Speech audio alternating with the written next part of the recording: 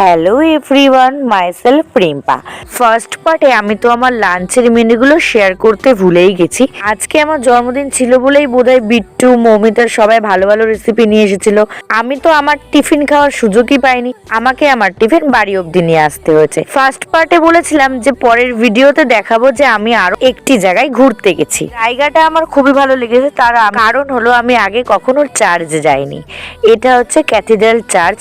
চার্চটা সত্যি খুবই সুন্দর, এত সুন্দর ডেকোরেটেড যে সত্যি কি বলবো, আমার খুব ভালো লেগেছে। ভেতরটাও খুব সুন্দর ছিল, শান্ত পরিবেশ ছিল, তো লোক থাকার পরেও খুব শান্ত জায়গা ছিল। তো লাস্ট টাইম তৃষাকে বাই বলে বাড়িতে এসে দেখি আমার জন্য সারপ্রাইজ ওয়েট করছে। বুনু, থ্যাংক ইউ আমার বার্থডেটা স্পেশাল করে দেওয়ার জন্য।